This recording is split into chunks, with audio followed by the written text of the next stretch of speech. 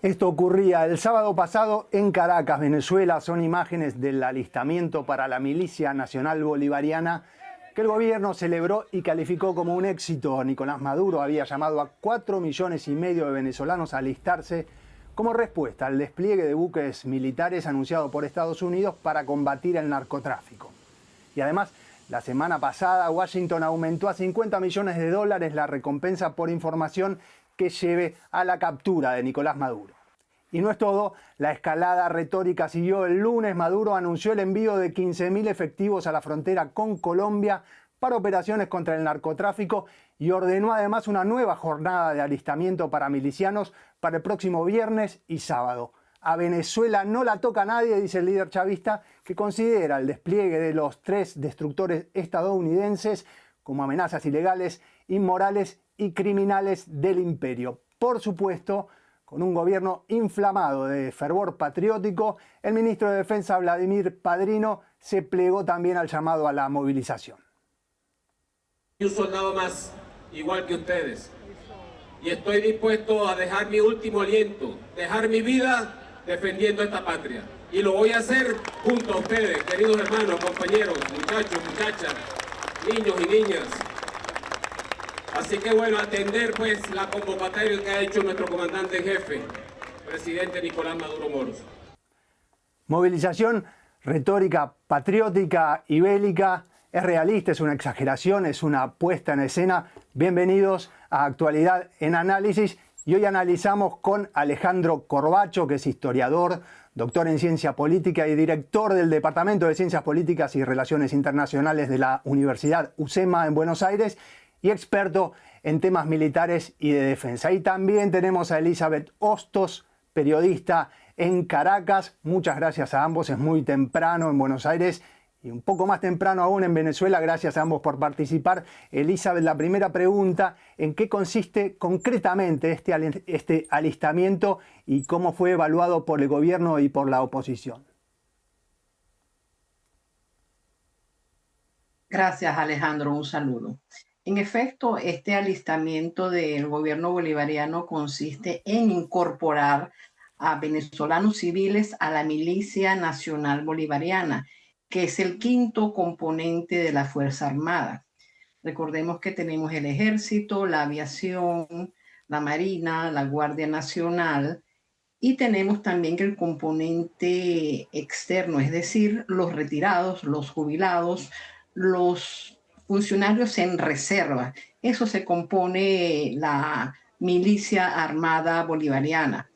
En este caso, según cifras del Ministerio de la Defensa de Venezuela, la Fuerza Armada como tal, los activos son 235.000 funcionarios. Y la milicia, que sería como el ejército en reserva de la ciudadanía, unos 4 millones según lo que aspira el gobierno bolivariano. En cuanto al alistamiento, el gobierno suministró imágenes en su poderoso sistema de información pública de cientos de miles de personas inscribiéndose en plazas públicas, así como ministros, funcionarios del gobierno, empleados públicos de bajo rango, incorporándose a esta milicia.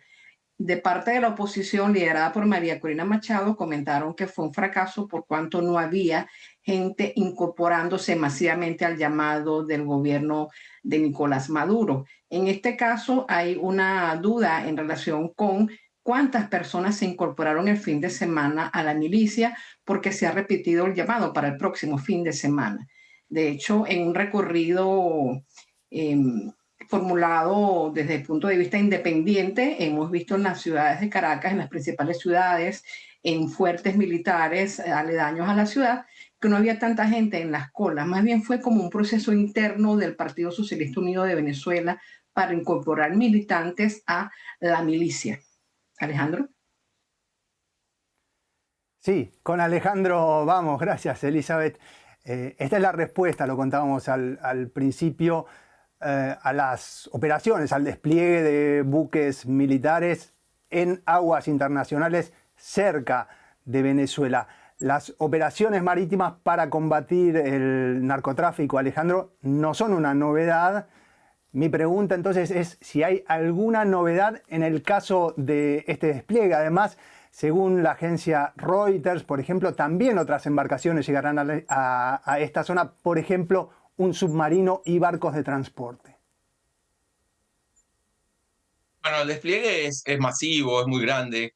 Uno piensa para una operación solamente de contención de narcotráfico. Sin embargo, hay que tener en cuenta el lugar que ocupa Venezuela en el Caribe frente al Golfo de América, ¿no? El ahora llamado Golfo de América. Esta zona es muy sensible para los Estados Unidos. Entonces, uno de los elementos es el despliegue de los buques, digamos, los destructores sobre todo, tienen equipo de control, de vigilancia increíblemente sofisticado y muy conectado. La idea es que con eso pueden controlar lo que entra y lo que sale mucho más fácil de Venezuela, ¿no? En ese territorio. Lo mismo ocurre en control aéreo y también comunicaciones. Nadie está pensando que va a haber una invasión, lo que sí la fuerza militar de Estados Unidos podría generar algún tipo de incursión, pero nadie piensa que va a hacerlo. Pero de todos modos, es un caso de diplomacia coercitiva. En este sentido, Donald Trump, hay gente que habla de la sorpresa de Donald Trump, que no es predecible. En realidad, digamos, está atendiendo el gobierno de los Estados Unidos, no solo Donald Trump, está atendiendo, como todos los gobiernos, distintos temas al mismo tiempo. Bueno, terminado el tema Ucrania, saltamos al tema Venezuela y el Caribe, que es una zona sensible no solo por el tema del narcotráfico, también los fuertes lazos que ha establecido Venezuela con Irán, la presencia china y Rusia. Quizá lo más complicado aquí sería el caso de Irán y sobre todo la expansión de organizaciones criminales de Venezuela, como el Tren de Aragua, que se han expandido a Perú, a Chile también. Aquí en Argentina ya hemos encontrado el despliegue de gente de ellos, ¿no? O sea, el gobierno ha encontrado las fuerzas de seguridad, con lo cual esta amenaza ya no es un tema solo de crimen, sino también es un tema de seguridad pública y también de seguridad nacional. Ahora, si descartamos de plano una intervención militar y mientras nos preguntamos qué hay detrás del movimiento de estos buques, algo que nos contaba Alejandro Corbacho, ¿podrían compararse a las FONOP, las operaciones de libertad de navegación de Estados Unidos en el mar de China? Es decir, sin una misión de combate, pero para mostrar músculo, poder militar. Es presencia naval, o sea, los buques envían un mensaje muy fuerte en la zona. Usted recordará que hubo un caso anterior, la cuarentena sobre Cuba en 1962. O sea, no se va a llegar a eso, pero del mismo modo que algunos buques de Rusia y algunos buques chinos fueron a visitar el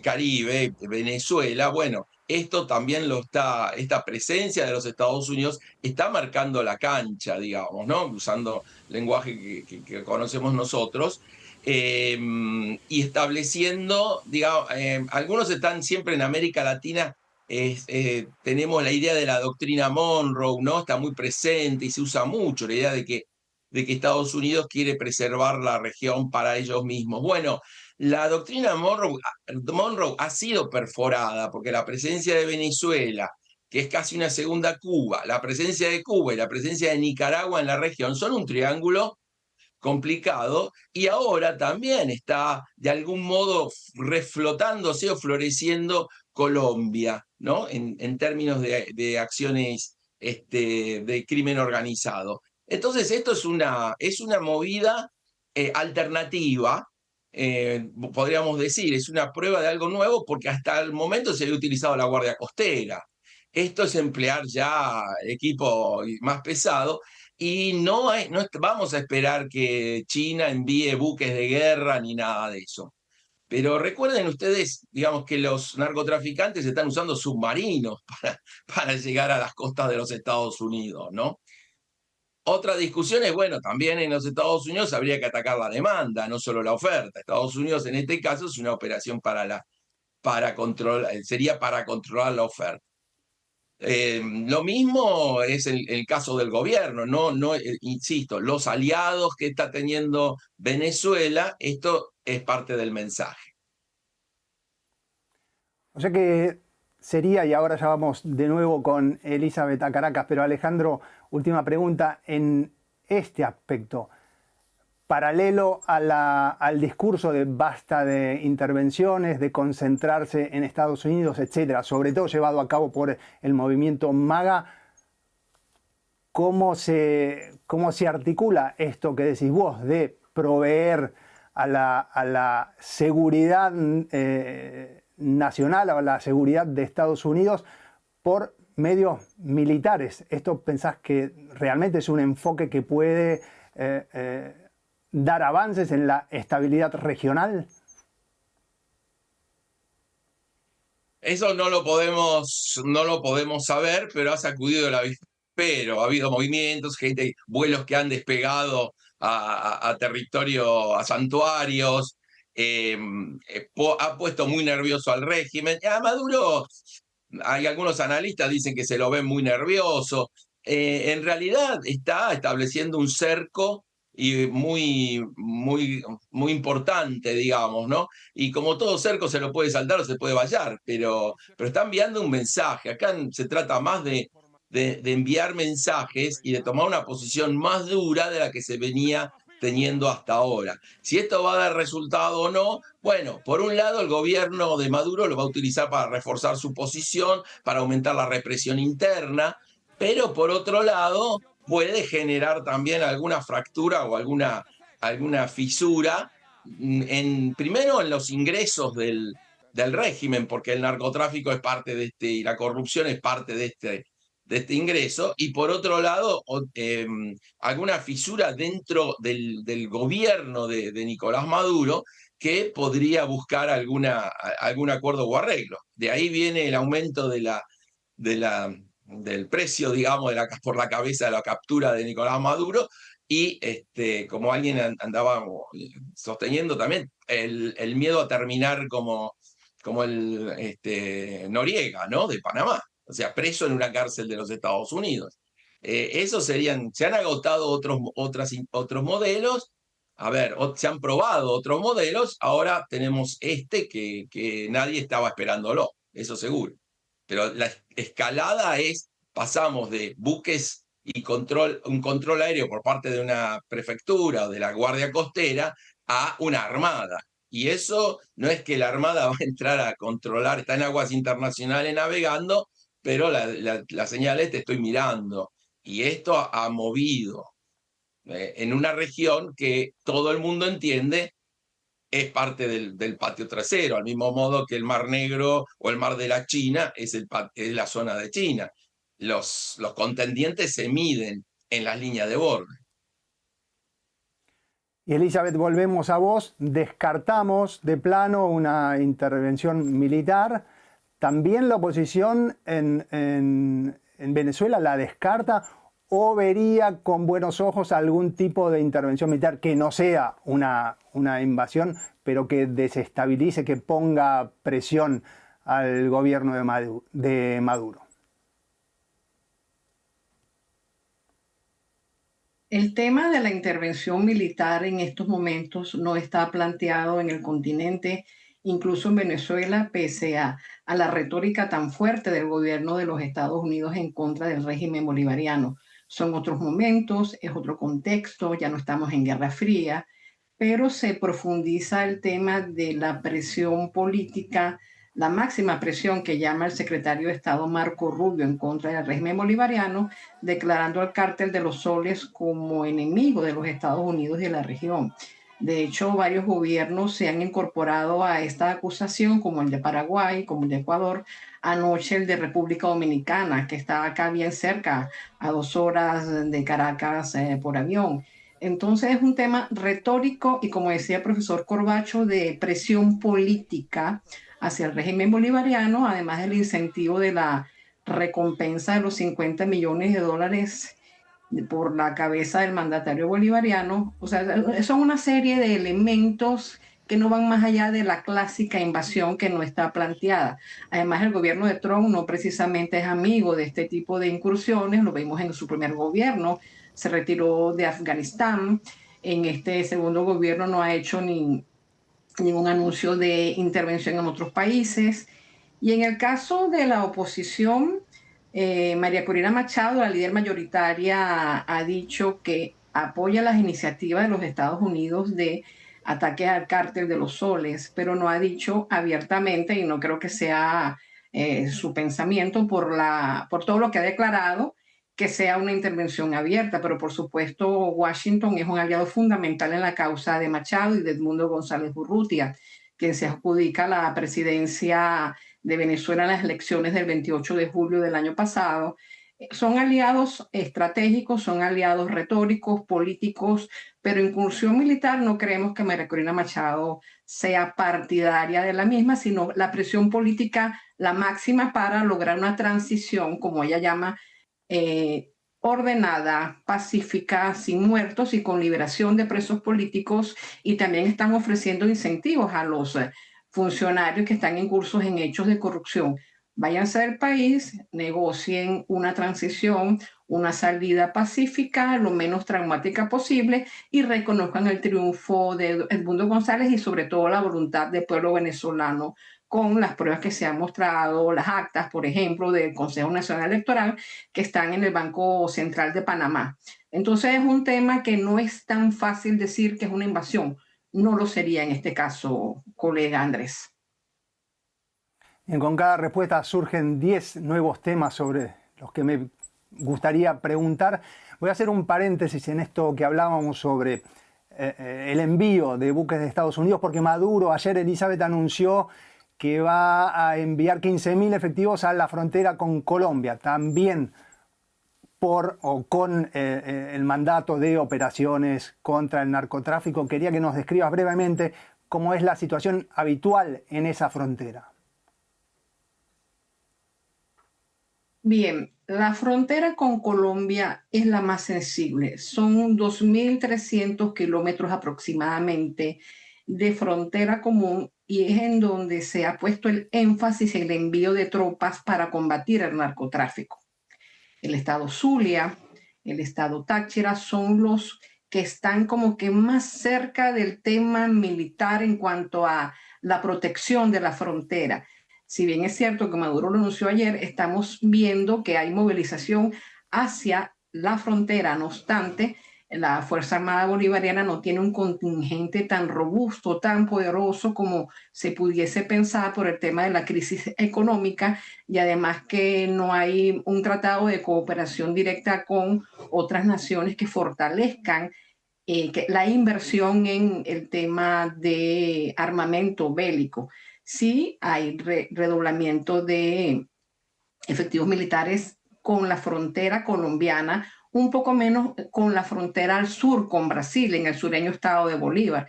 Y en las principales ciudades del país sí se ve movimiento militar, efectivos, con las caras tapadas, con operativos de control de seguridad en ciertos puntos, motorizados activos. Pero el tema militar aquí en Venezuela es bastante opaco. Solamente vemos lo que Maduro dice y vemos lo que pasa en la calle, que hay un contraste. No hay tantos militares porque no tenemos lo suficiente. De hecho, por eso es que están llamando a la milicia armada bolivariana, a la gente a incorporarse a ese componente. ¿Qué pasa? ¿Qué armamento va a manejar la milicia? Tanques, aviones, barcos, ¿qué tipo de armamento como tal? Eso es otra información que está como que bastante opaca. Entonces el tema militar es bastante complejo, aunque sí se ve un redoblamiento en las calles y en la frontera con Colombia, fundamentalmente de efectivos y armamento, por supuesto, colega. Bien, y Alejandro, volvemos entonces a Trump.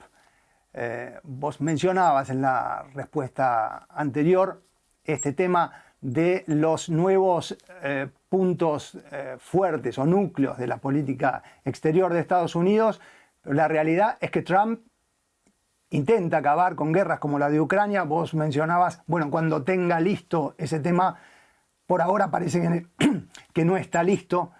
Quiere ocuparse de China, que es su principal rival. Y nuevamente la pregunta, ¿por qué abrir entonces un nuevo frente de tensiones en el Caribe?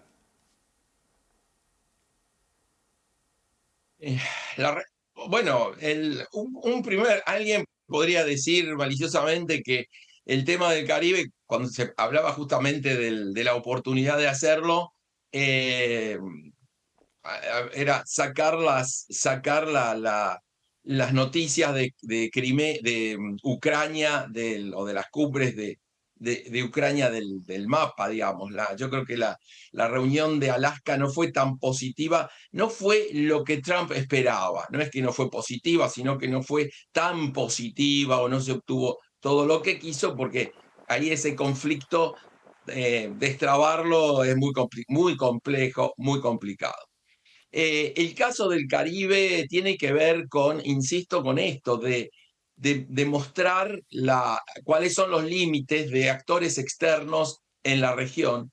Y también, insisto en esto, en la doctrina Monroe penetrada, digamos, ¿no? Entonces, el Caribe es un área estratégica para los Estados Unidos. México, Centroamérica es muy, muy importante. En las percepciones del gobierno de los Estados Unidos, Argentina, Chile, Uruguay están muy lejos y son más estables en ese sentido, no ofrecen complicaciones. El problema es la inestabilidad que puede ocurrir desde esa región. Entonces, esta movilización, ustedes decían, bueno, el MAGA no quiere intervención militar, el MAGA no quiere otra guerra, pero movilizar el componente militar o utilizar el poder militar de un Estado contra otro, bueno, el Estado lo puede hacer, no significa que vaya a ir a la guerra. Yo por eso, yo lo que estoy pensando es que este movimiento, acompañado de negociaciones o conversaciones que no conocemos, que como recién estaba hablando nuestra amiga periodista, la idea de ofrecer el juego que hace la oposición dentro de Venezuela, que no debe ser ni fácil ni sencillo estar allí. Entonces todo eso pone en movimiento posiblemente un juego que podría ayudar a una transición. Lamentablemente el tema de las elecciones me parece estuvieron mal manejados, porque había una expectativa como, bueno, hay elecciones, ganamos y ya nos entregan el poder. Normalmente lo que nosotros hablamos son de negociaciones previas. Nosotros hemos en América Latina, en el sur sobre todo, la transición a la democracia se llama ese periodo, ¿no? Esta palabra transición no es solo un periodo de tiempo, es un periodo de trabajar para mejorar el futuro.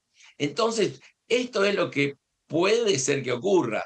Es lo que se espera que algo ocurra. Esto obviamente no es gratuito, pero también muestra que la política exterior de los Estados Unidos no solo es Trump, a lo mejor es Marco Rubio, que tiene intereses directos en ese tema. O sea, no las administraciones le prestan atención también a algunos temas u a otros en función de también sus funcionarios, y Donald Trump permite o no en función también de si esto lo va a afectar o no. Pero es una demostración de recuperar iniciativa en la región.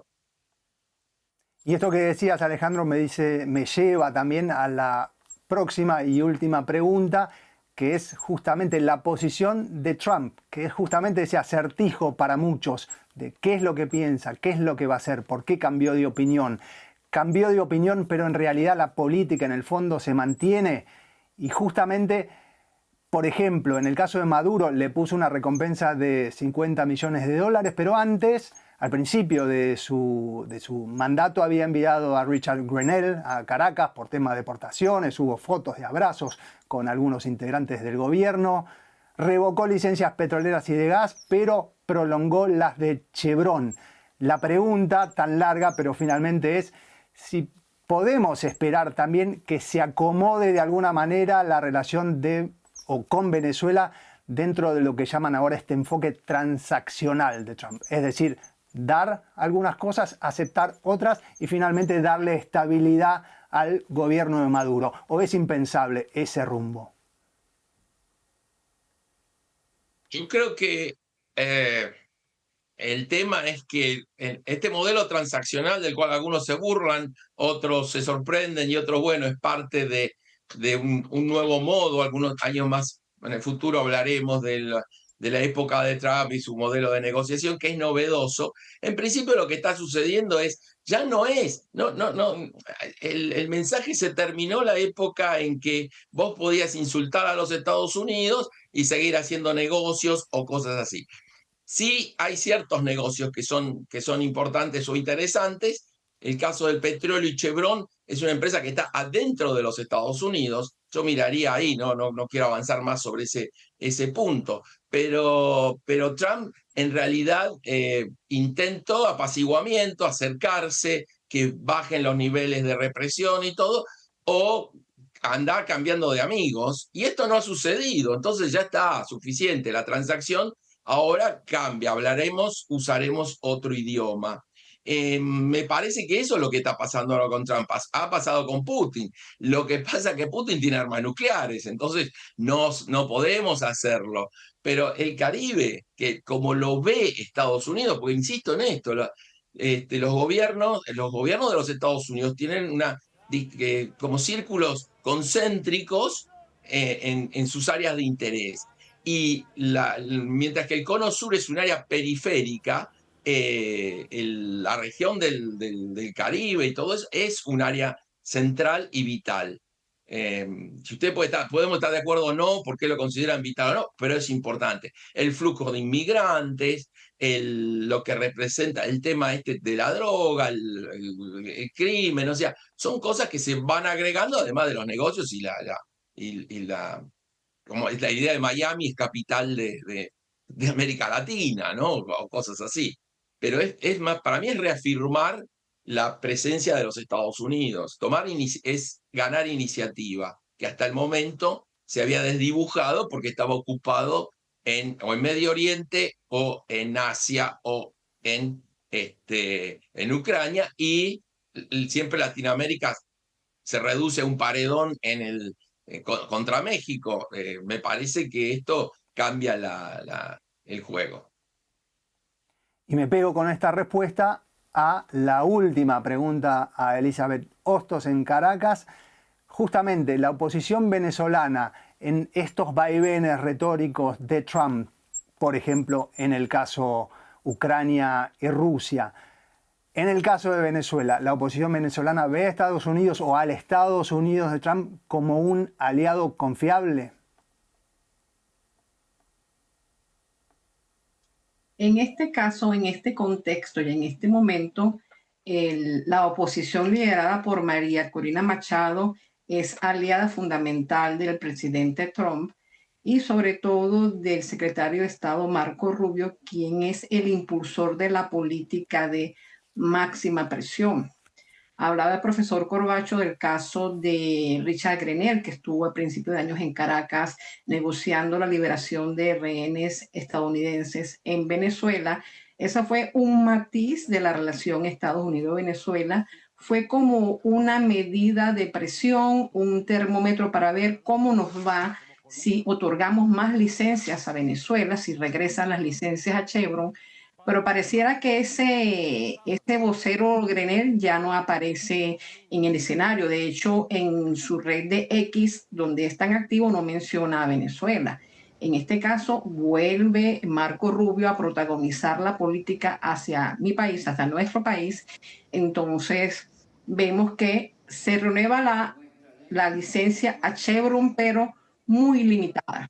Chevron cobra la cuantiosa deuda que tiene el gobierno bolivariano de más de $4.000 millones y da algunos incentivos económicos como el pago de impuestos al gobierno bolivariano, pero no con la robustez de hace un par de años con la administración Biden.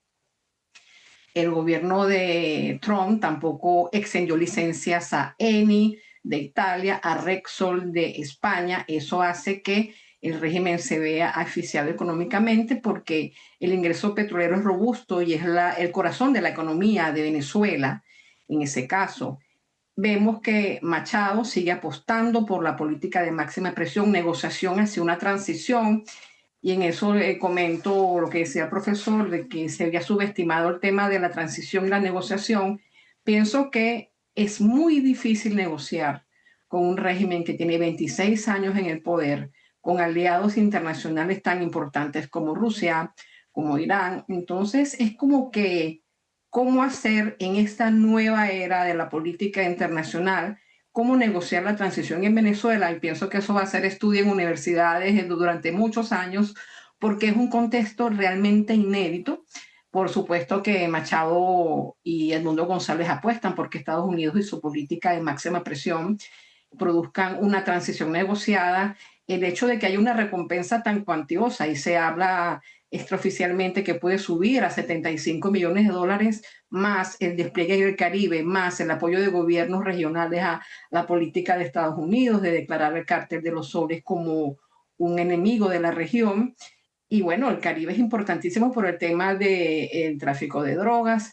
Entonces, desde el punto de vista de la oposición liderada por María Corina Machado y Edmundo González, por supuesto que se apuesta a Estados Unidos, y la oposición minoritaria, que es la que reconoce el gobierno bolivariano, liderada por Enrique Capriles, por Tomás Huanipa, señalan de que no es un aliado confiable de Estados Unidos y no estarían de acuerdo con una intervención, pero es que no está planteado, colega. Entonces, es un tema de negociaciones en curso, y considero que el régimen bolivariano habla constantemente con emisarios del gobierno de los Estados Unidos. Sí se ve un clima de negociación, pero vemos qué es lo que puede entregar cada uno.